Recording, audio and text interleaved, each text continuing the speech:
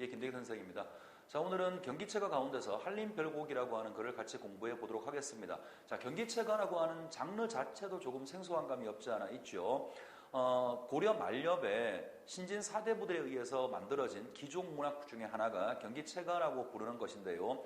얘는 일단은 이제 하기 전에 배경을 잠깐 설명을 드리겠습니다.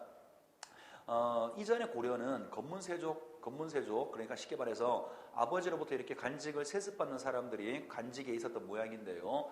무신의 난이 일어나기 시작하죠. 그래서 무신들이 이제 조정을 장악함으로 인해서 조정의 세력들이 바뀌기 시작합니다. 시골에 있던 선비들이 이제 대거 서울로 올라와서 좀 나쁘게 얘기하면 무신 정권과 결탁했다고도 말할 수 있어요. 어쨌든 간에 시골에 있던 선비들이 서울로 올라와서 중앙 간직에 이제 여러 자리를 차지하게 됩니다.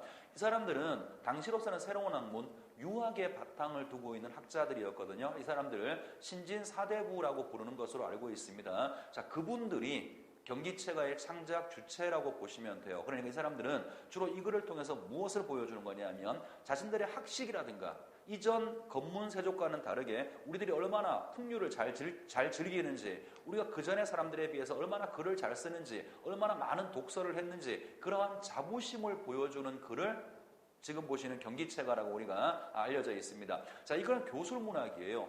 교술문학이 쉽게 말하면 문학의 사분법 가운데 교술이라고 하는 게 쉽게 가겠습니다.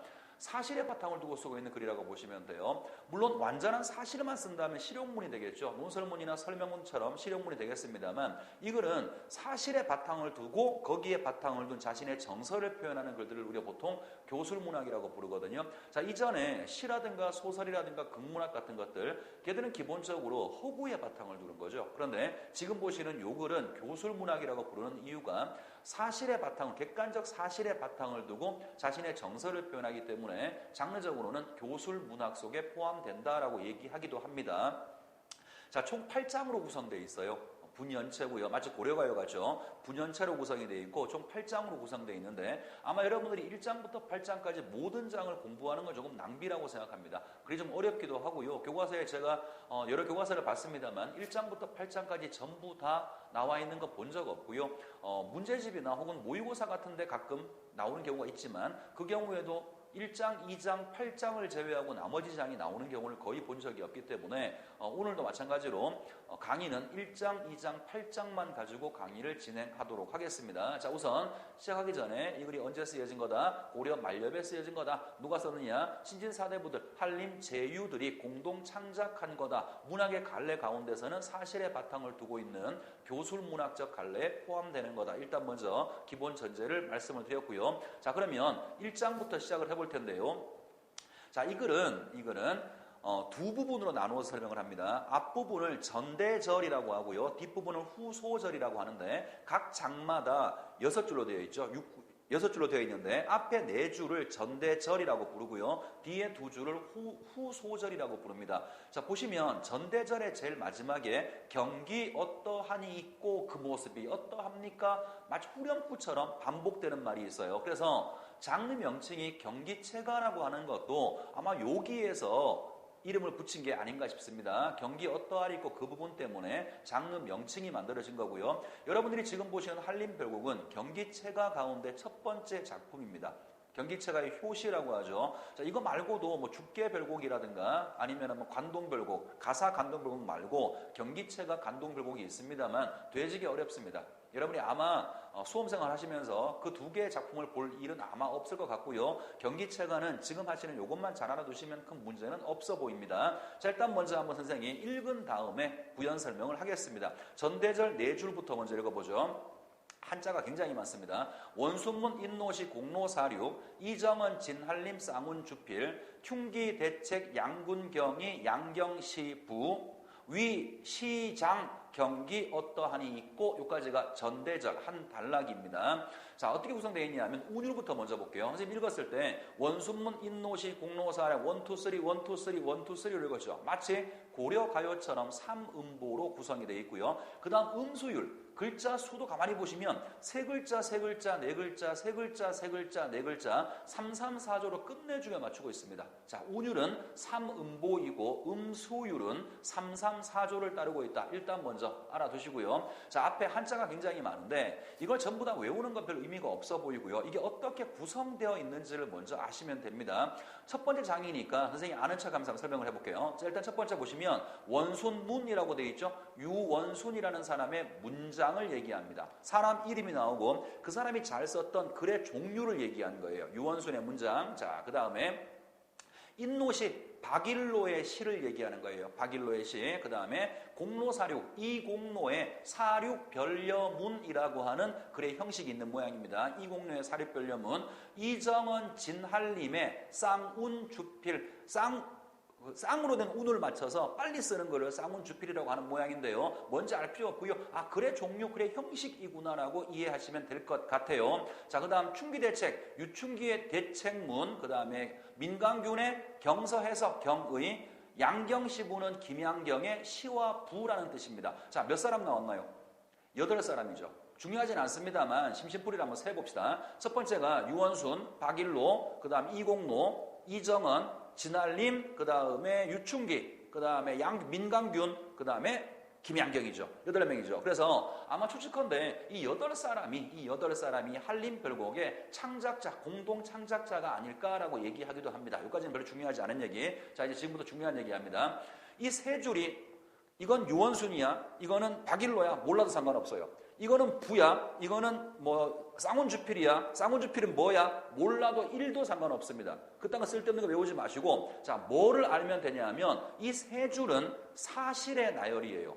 허구를 말하고 있는 게 아니라 객관적인 사실을 나열하고 있습니다. 서두에 선생님이 이 글이 교술문학적 성격을 갖는다라고 얘기했어요. 그죠? 교술문학이 사실의 바탕을 두고 쓰는 글이라 그랬죠? 이걸 다 마찬가지로 이 세 줄을 보면 허구를 말하고 있는 게 아니라 객관적 사실을 나열하고 있다. 혹은 열거하고 있다. 일단 먼저 알아두시고요. 자, 이것들은 전부 다 신진사대부들, 새롭게 등장한 그 신진사대부들의 이름과 그 뒤에 그 사람이 잘 썼던 글의 형식이 짝이 맞춰져 있다만 아시면 되는 거지. 각각이 뭔지를 아는 거는 글쎄요, 좀 낭비 같습니다. 그래서 다시 말씀드립니다. 사람 이름하고 그 사람이 잘 썼던 글을 사실적으로 나열하고 있다. 세 줄에서 전대절 세 줄에서는 잘 썼던 글과 그런 글을 잘 썼던 신진사대부의 이름이 나와 있고요. 자, 그 다음 봅니다. 위, 이거는 감탄사로 이해하시면 돼요. 별 의미는 없겠죠. 위 시장은 지금 시장이라고 되어 있는데 발음하기 힘드네요. 국외음화가 적용 안 돼서 그런 거죠. 시장입니다. 과거 시험장. 우리가 물건 파는 마켓을 말하는 게 아니라 과거 시험장을 얘기하는 거예요. 자, 위에서 언급했던 그 훌륭한 신진사대부들이 과거 시험 보는 모습, 경기 어떠합니까? 그 모습이 어떠합니까? 라고 묻고 있어요. 자, 이거 의문법 아닙니다. 그 모습이 어떠합니까? 물어보는 거 아니에요. 연락 멋지지 않니? 강조하는 거라고 설의법을 쓰고 있어요. 자, 이제 요 글이 나오게 되면, 한림별곡이 나오게 되면 지금 요 표현 방식은 묻지 않는 시험 문제가 아마 없을 겁니다. 설의법을 사용해서 자신들이 얼마나 글을 잘 쓰는지, 얼마나 시를 잘 짓는지 그런 것들을 과시하고 있는 거죠. 자부심을 드러내고 있는 거예요. 과시하고 자부심을 드러내는 것이 이 글 자체의 목적이에요. 왜 썼느냐? 재미로 쓴 거 아니고요. 이전의 사람들한테 우리 새롭게 등장한 사람들 멋지지 않냐? 과시하려고 썼는데 그 과시하려는 표현 방식을 뭘 쓰고 있냐면 설의법을 쓰고 있다고요. 설의적 표현을 사용해서 자신들의 자부심을 드러내고 있고 자신들이 글을 잘 쓰고 있다는 사실을 과시하고 있어요. 여러 번 반복해서 말씀드렸습니다. 자, 그리고 요 지금 읽었던 부분 경기 어떠하리 있고는 각 장마다 계속 반복이 되기 때문에 후렴구로 이해하셔도 큰 문제는 없어 보입니다. 자, 그 다음에 이제 후소절로 가죠. 이건 아무 의미가 없어요. 이게 악학개방 같은 책에 악보집에 실리면서 음악적 용어라고 알려져 있고요. 뭐 문학과는 별 관련성이 없습니다. 전혀 무시하셔도 상관없습니다.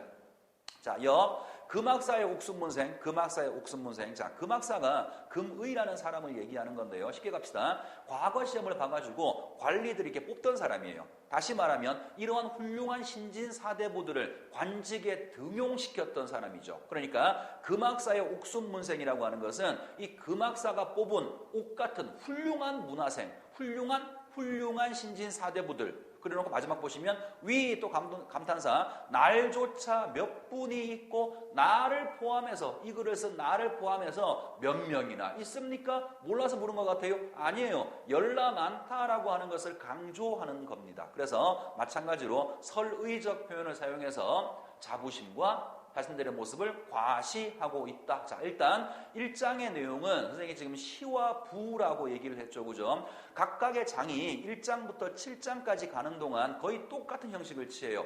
전대절에서 지금 본 것처럼 객관적 사실을 나열하고 경기 어떠하니고 얘기하고 마지막에 자부심 얘기하고 같은 구성을 취하는데 1장에서의 소재는 이 사람들이 썼던 글이죠. 그래서 시와 부라고 일단 소재를 이름을 붙인 겁니다. 자, 그 다음에 2장으로 가죠.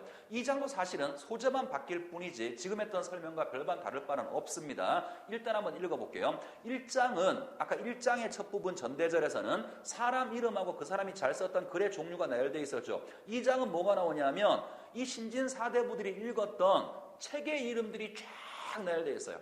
뭐겠어? 우리 책 이만큼 읽어. 열나 많이 알지. 자신들의 학식을 과시하게 될 겁니다. 자, 일단 읽어보겠습니다. 당한서 장로자 한류 문집 또 역시 334조고요. 3음보로 되어 있죠. 다 책 이름이고요. 이 책이 어떤 책인가 아는 거 쓸데없는 짓입니다. 자, 그 다음 갑시다.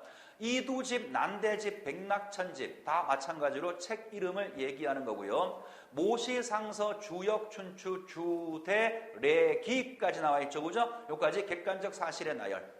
또 역시 책의 이름들을 나열한 겁니다. 물론 여러분들 이 책이 뭐냐 깊이 있게 공부해 두는 거 의미가 없진 않겠지만 적어도 시험 문제에서는 이 책이 뭐냐라고 절대 묻지 않을 거니까 이런 책이 뭔가를 막 깊이 있게 공부하는 건 효율적이진 않겠죠. 자, 그 다음 갑니다. 위 감탄사고요. 위 주조차 주석 작은 글씨에 주석조차 외우는 그 모습이 어떠합니까? 아까 후렴구 반복해서 설의적 표현을 쓰고 있고요. 자신들의 어떤 학식을 과시하고 그런 많은 책을 읽었다라고 하는 자신들의 학식에 대한 자부심과 자긍심을 보여준다라고 말할 수 있습니다. 자, 이제 후소절로 갑니다. 태평강기 400여 견, 태평강기 400여 권. 태평강기가 송나라 때 설화집이랍니다. 무려 400권이나 된대요. 열나 많은 책이죠. 태평강기 400여 권, 태평강기 400여 권. 위, 영남 그것들을 보는 모습, 그것들을 넓게 모든 책들을 다 독서하는 모습, 그 모습이 경기 어떠합니까? 똑같죠. 똑같이 설의적 표현을 통해서 과시 앤드 자부심. 그러면 1장하고 2장을 보시면 소재만 바뀌었어요. 내용 똑같습니다. 다시 한번 머릿속에 객관적 사실 나열과 거기에 대한 자부심을 표현하고 있다. 교술문학적 성격을 가지고 있다. 알아두시고요. 자, 3, 4, 5, 6, 7은 선생님이 잠깐 보여주면서 어떤 소재를 사용했는지만 보여드리겠습니다. 설명을 하지 않겠습니다. 자, 일단 3장 보시죠. 3장은 명필, 글씨 쓰는 거에 대해서 우리 글씨 되게 잘 써. 그 얘기한다고요. 자, 그 다음에 4장으로 갑시다. 명주예요. 술. 우리는 끝내주는 술만 먹어. 그 얘기해요. 자, 그 다음에 5장은 화해. 자, 이 사람들이 풍류를 즐기기 위해 가꾸는 꽃 같은 것들을 막 나열하는 거예요. 그 다음에 6장은 음악입니다. 마찬가지로 우리 이런 음악 들어. 이런 거겠지. 그 다음에 7장은 누각이라고 했는데요. 정자에서 바라본 어떤 그 정원의 풍경 그런 것들을 얘기하는 겁니다. 자, 이제 마지막 8장. 지금까지 봤던 7장까지는 소재만 바뀔 뿐이고 똑같다고 얘기해서요. 근데 8장은 조금 다릅니다. 8장은 이 이전의 장들과 비교했을 때 그나마 우리말 사용이 돋보인다라고 얘기를 하고요. 단순하게 자신들이 어떤 막 그 자랑하거나 자부심만 보이거나 그런 재미없는 글이 아니라 얼마나 즐겁게 흥겹게 놀 수 있느냐 자신들의 풍류를 얘기하고 있어요. 그래서 한림별곡 자체가 목적시이기 때문에 문학적 가치가 굉장히 높거나 문학성이 뛰어나다라고 평가하지는 않습니다. 그렇지만 한림별곡 전체 장 가운데서 8장 같은 경우에는 전체 장과 비교했을 때 우리말 사용이 돋보이는 부분이라서 그래도 문학적 가치가 가장 높다라고 얘기하는데요. 자, 물론 이 얘기를 완전히 반대로 말하시는 분도 있어요. 가끔씩 그 한림별곡 8장이 출제가 되면 이황 선생의 도산 12곡 발이라고 하는 글이 보기로 나와서 보기의 관점에서 이 글을 판단했다 올바른 것은 그런 문제를 내기도 합니다. 나중에 한번 볼 기회가 있겠습니다만 이항 선생의 도산 12곡 발이라고 하는 것은 도산 12곡이라는 연시조 보신 적이 있을 거예요. 그 연시조를 쓰기 전에 앞에 서문처럼 적어두시면서 우리 역사에서 좋은 글은 이런 게 있고 나쁜 글은 이런 게 있어. 그 얘기를 하시면서 나쁜 글의 예로 든 게 지금 보시는 한림별곡의 8장입니다. 이황 선생 입장에서는 사대부가 양반이 유학을 공부했다라는 그 점잖은 사람들이 기생과 함께 손잡고 그네 타는 모습을 글로 적었다는 것 자체를 그분은 이해를 못 하시는 것 같아요. 그래서 이황 선생은 이 글을 가장 태폐적이고 향락적인 글이라고 비하해서 평가를 하시는 거고요. 반대로 또 어떤 사람들은 그래도 우리말 사용이 잘 돋보이는 글이기 때문에 요거는 그래도 문학적 가치가 있다라고 말하시는 분들이 있습니다. 자, 우선 한번 봅시다. 소재는 추천이라고 되어 있죠. 추천이 그네놀이를 얘기하는 겁니다. 그네를 추천이라고 불러요. 읽겠습니다. 당당당 당추자 조염남기. 자, 당당당 앞에 있는 당당당은요 아무런 의미가 없어요. 운율을 맞추기 위해서 집어넣은 겁니다. 한림별곡의 운율은 3, 3, 4조였죠. 글자 수가 3개, 3개, 4개. 그 다음 3음보였는데 만약에 당당당을 빼버리면요. 당당당 이걸 빼버리면 3, 3, 4조에 3이 안 맞죠. 3음보도 안 맞죠. 그래서 아무 의미가 없는 것입니다만 운율을 지키기 위해서 집어넣은 것이라고 이해하시면 돼요. 다시 읽겠습니다. 당당당 당추자 조염나무의 당추자 조염나무는 나무의 종류입니다. 뭐 중요하지 않고요. 자, 조염나무라는 나무에다가 홍실로 홍글위 홍그네를 맵니다. 자, 붉은 실로 붉은 그네를 맵니다 라고 얘기했죠. 이것도 뭐 글쎄요. 선생님은 꼭 동의하지는 않습니다만 어떤 문제를 보다가 보면 하필 그네를 묶을 때 하얀 실도 아니고 빨간 실로 묶어. 그게 아마 이 사람들의 정열적인 모습을 보여준다 이렇게 말하기도 합니다. 자, 어쨌든 홍실로 홍그네를 맵니다. 혀고시라 미로시라 정소년아 당겨라 밀어라 정소년아라고 되어 있어요. 자, 이 정소년이 정확히 뭘 말하는지는 누군지는 잘 몰라요. 모르지만 아마 문맥을 통해 보면 그네놀이를 도와주는 종놈처럼 보이죠. 뭐 도움이 종놈 같습니다. 어쨌든 자, 밀어라 당겨라 밀어라 정소년아 위 감탄사 나와 있고요. 내 가는데 남 갈세라. 자, 내가 가는 곳에 남이 갈까 두렵다 이런 말이거든요. 자, 이런 표현들은 후대 여러분들이 이제 조선시대로 넘어와서 자연의 어떤 아름다움을 예찬하고 있는 그런 시들을 보다가 보면 요거랑 비슷한 구절들을 많이 보게 될 겁니다. 내가 지금 보고 있는 이 아름다운 경치를 남이 볼까 두렵다라고 말하는 거거든요. 그게 어떤 이기적인 표현을 얘기하는 게 아니고요. 나만 보고 싶다, 그만큼 아름답다라는 것을 강조할 때 나만 보고 싶다, 나만 즐기고 싶다 이런 말을 해요. 이것도 마찬가지라고 볼 수 있습니다. 다시 한번 보세요. 내 가는데 지금 내가 놀고 있는 이곳에 남이 올까 두려워. 이 말은 난 충분히 지금 즐거워. 나만 놀고 싶어 이런 말이죠. 그죠? 그러니까 자신들의 어떤 만족감과 즐거움을 드러내고 있는 거고요. 자, 그 다음 갑니다.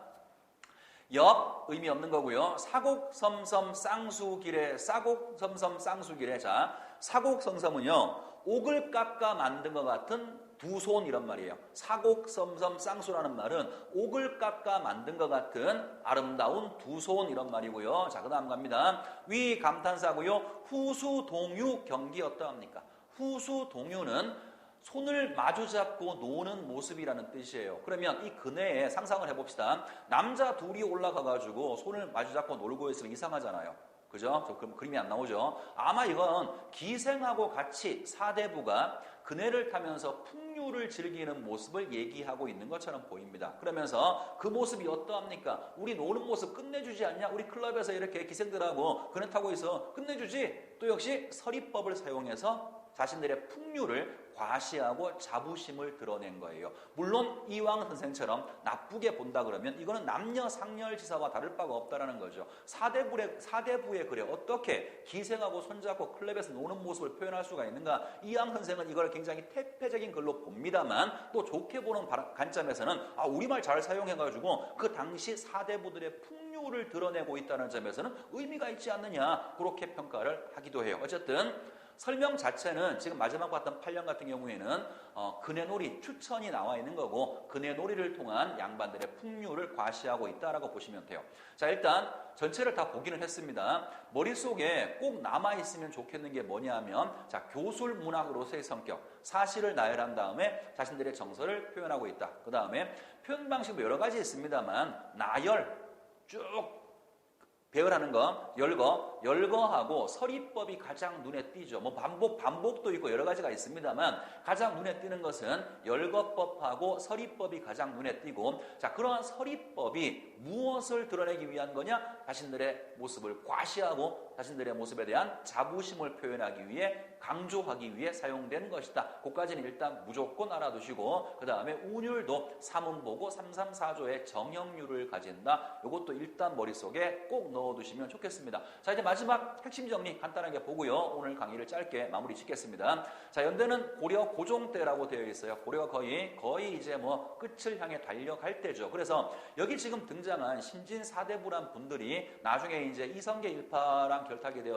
글쎄요. 이성계 일파랑 힘을 합쳐서 조선을 세우게 되는 그러한 세력들이 됩니다. 자, 어쨌든 고려 고종 때 쓰여졌다라는 것이고요. 자, 갈래 경기체가고 아까 경기 어떠하리 있고 후렴구의 반복 때문에 경기체가라고 이름이 붙어 있다라고 말씀을 드렸어요. 자, 구성은 전 8장의 분절체입니다. 1장부터 8장까지 연이 나눠져 있어요. 고려가요랑 공통점이라고 볼 수 있겠네요. 자, 운율은 3음보, 이것도 고려가요랑 공통점이고요. 글자 수는 334의 음수율, 정형률을 가진다. 자, 구성 전 8장의 또 나왔네요. 분절체고, 그 다음에 성격, 과시적, 향락적, 풍류적이죠. 과시하고 향락적, 풍류적은 아마도 뭐 이걸 전체가 다 그럴 수 있는데요. 8장에서 가장 두드러지게 드러난다고 볼 수 있고 1장부터 7장까지는 주로 서리법을 사용해서 과시와 자부심을 표현하고 있다. 그렇게 이해하시면 될 것 같습니다. 자, 의의 최초의 경기체가입니다. 아까 서두에 말씀드린 것처럼 몇 가지 경기체가 더 있습니다. 연락 어려워요. 자, 그런 것들 중에서 최초로 쓰여진 글이 한림별곡이라고 알려져 있으니까 문학적 의미는 나름대로 가지고 있는 그런 글이고요. 자, 주제 귀족들의 향락적 풍류 생활과 학문적 자부심이라고 얘기를 할 수가 있을 것 같습니다. 이렇게 해서 오늘 짧게 조금 생소하긴 합니다만 경기체가 가운데서 한림별곡 하나를 설명을 드렸습니다. 차근차근 잘 공부해 두시기 바랍니다. 수고 많았습니다.